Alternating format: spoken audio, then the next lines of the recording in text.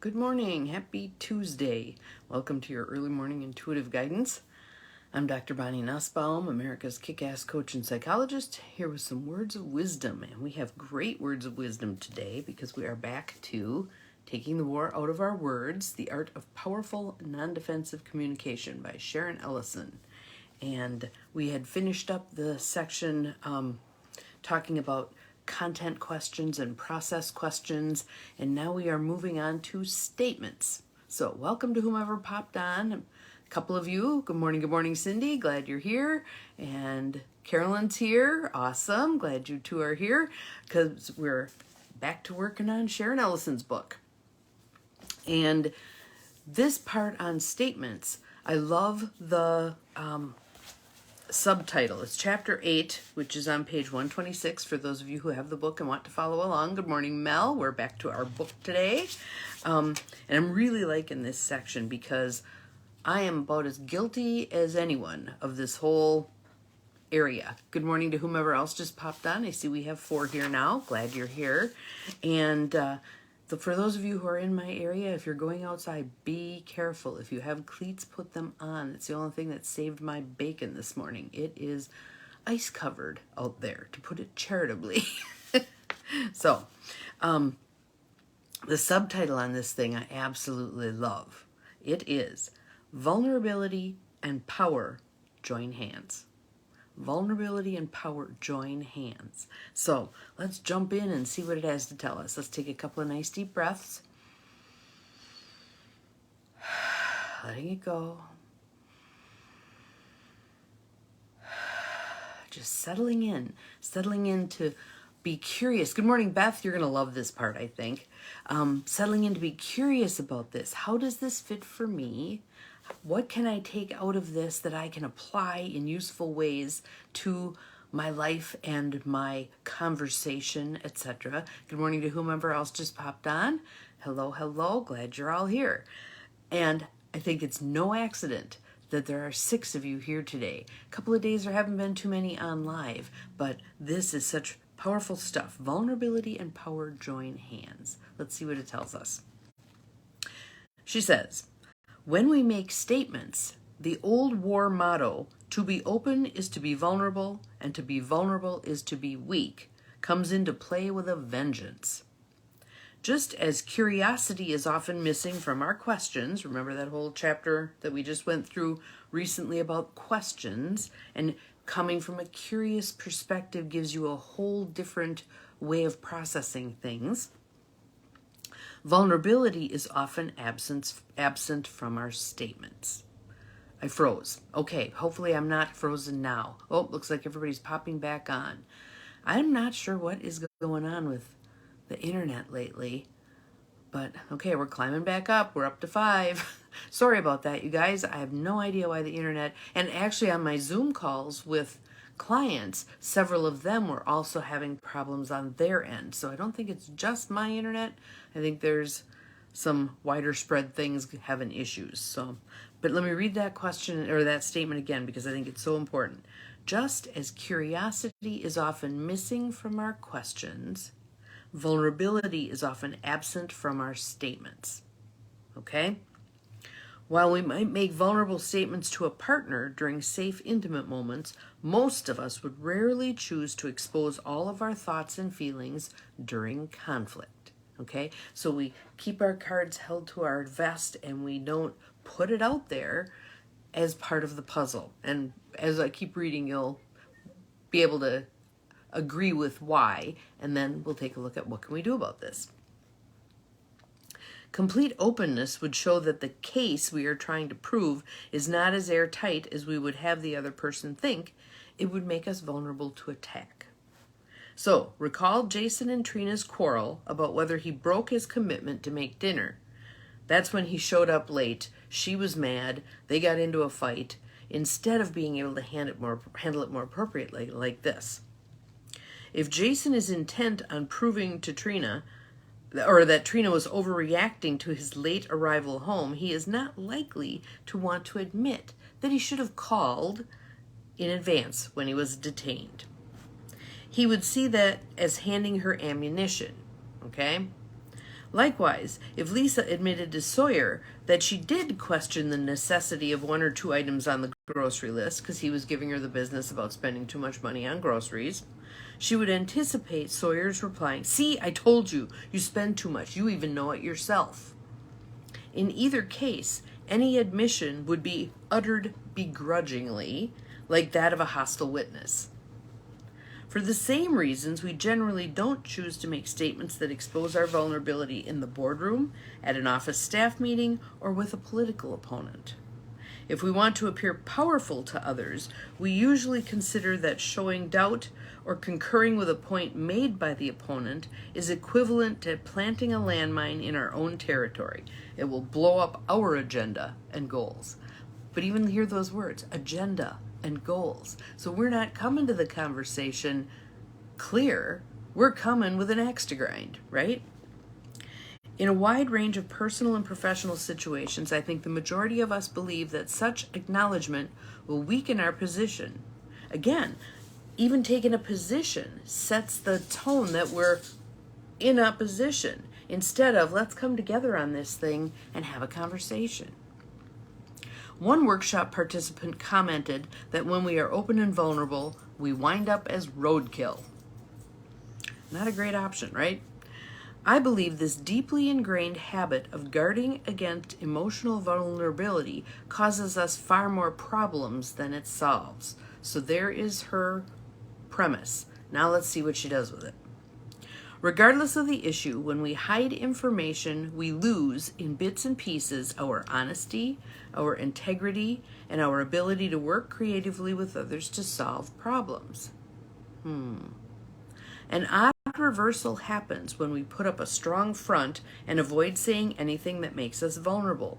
We compromise what we say. So we aren't entirely honest. We'll leave out bits and pieces that don't seem to support our position, and what comes across then is less than accurate, all right? We sift and sort to decide what is appropriate to help us achieve our goals at any moment, paralleling the classic story of the politician who begins his career inspired to do good and winds up compromising his way into hell. So, nature, open and direct. The character of non-defensive statements is not suspicious, guarded, or dominating. It is straightforward and clear. Okay? So now she's talking about vulnerability here. A fully open statement is vulnerable and unguarded and has no hidden facets. You're putting it all out there. Okay? We express our weaknesses as well as our strengths, our fears as well as our hopes, our doubt as well as our certainty. We communicate our thoughts, beliefs, and feelings in a thorough way. Most important, rather than weakening a statement, I think vulnerability can strengthen it. So a little aside here, 2 people who pop to mind for me with regard to this kind of thing are Glennon Doyle. She puts out the ugly, ugly truth, right? And Brene Brown. She talks about vulnerability, and she talks about, the honesty that's required to deal with coming to the table ready to really have a conversation. If we perceive something as weakness, we may experience it that way, even if it could be, in fact, give us increased strength. So she's got an example here, which I think is helpful. Recently, I was visiting my friend Vicky and overheard a message she was playing back on her answering machine. Yes, trying to be impeccable with our words. And let's get rid of the word try. We are impeccable with our words. When we get rid of that little hedge word try. I have a friend who, for a period of time, I kind of sort of maybe think I could try, every hedge word in the book. And sometimes I'd kind of laugh. It was like, did you hear what you said? Can I repeat it back to you? Yes, Glennon Doyle and Brene Brown, they are masters of this stuff. They are way ahead of their time. They are leading us into the light. So let's pay attention to their work. So with this example, she's overhearing a voice message on Vicky's voicemail. What I heard was, "Thanks for the shooter. The universe does provide for us, doesn't it? I took a walk yesterday and was able to go for blocks." "What's a shooter?" I asked. Vicky laughed. A scooter, she said, correcting me. A scooter, I replied, still puzzled. Yes, Patricia, the person who was leaving the message, Patricia has MS and has been walking with a cane for a long time. Recently, she realized that the cane was no longer adequate to support her, and she would have to begin using a walker. Okay, so there's what's going on. She's got to use a walker. This was very hard for her. It made her feel so weak, vulnerable, and old. She couldn't stand the thought of people on the street watching her use it. So I asked her, good morning, Susie, glad you are here. How would it feel for you to use it if you were 5 years old instead of 42? Patricia said, well, it has wheels, so I'd like it.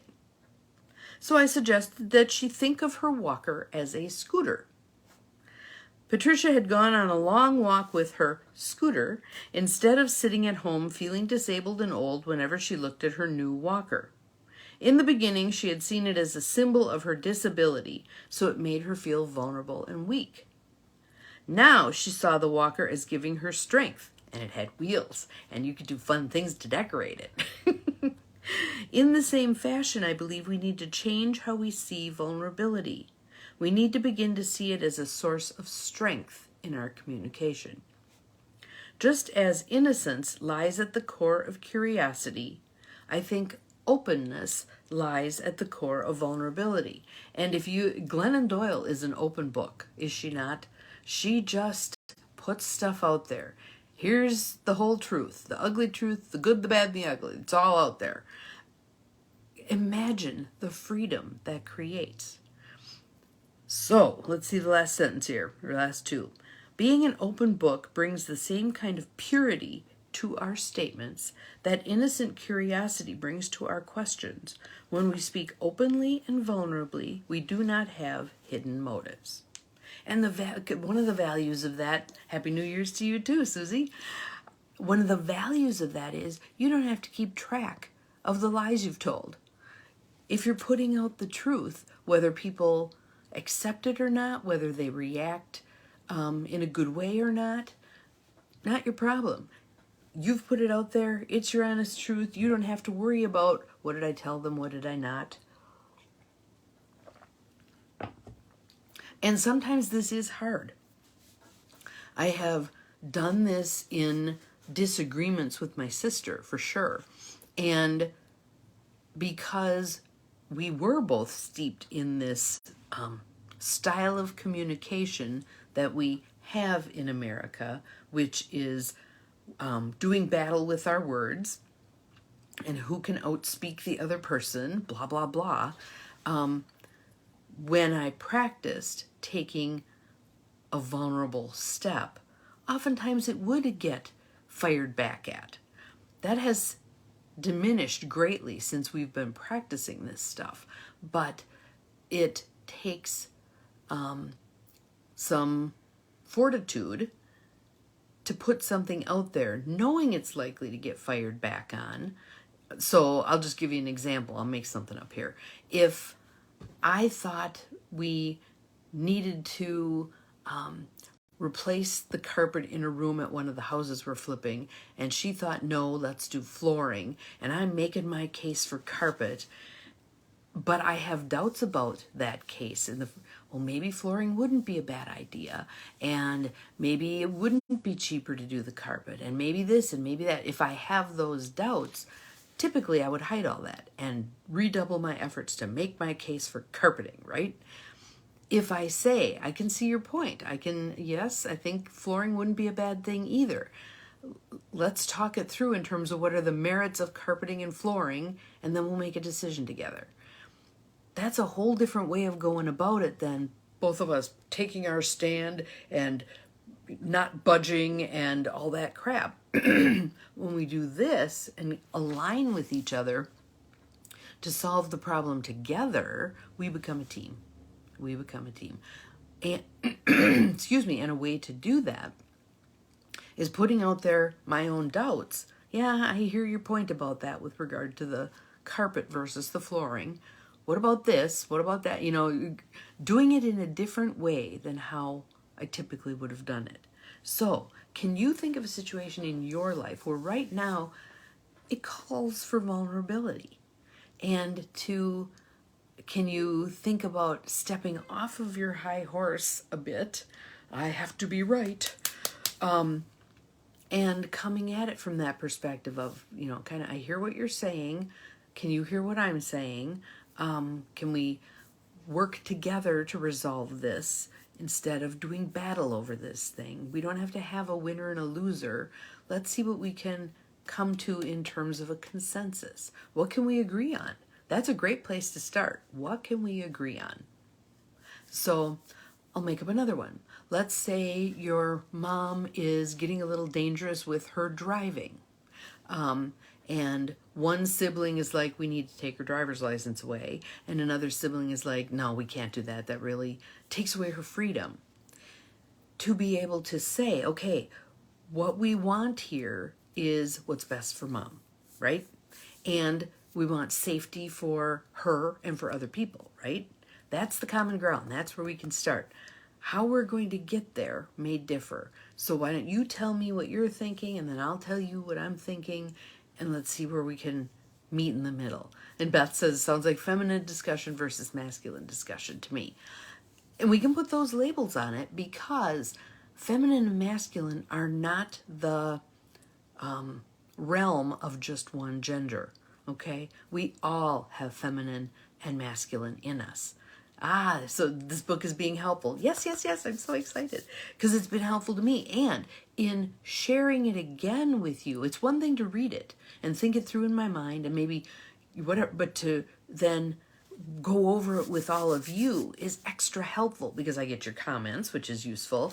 And I also have to think of ways to explain it that make it make sense to me, hopefully helping make sense to you. So today, I'd like you to at least think about those difficult conversations, those difficult circumstances where you tend to do battle with someone about something. It might be a work situation and how something is going to get addressed. It might be something in your marriage. It might be dealing with one of your kids, adult or not. But I'd like you to think about how could I come at this from a place of vulnerability so that they don't feel triggered into defensiveness. I'd really like us to talk about this. I know some of the way I've presented this in the past really hasn't been all that hot. No, it hasn't. You were a jerk. Whatever it is.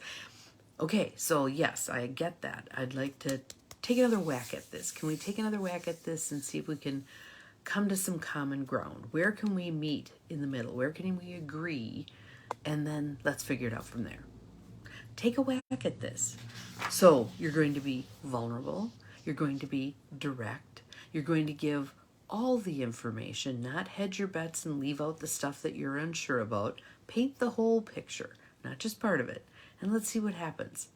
Have an awesome day. See you again tomorrow. Remember, you're capable of far more than you think you are. Bye-bye.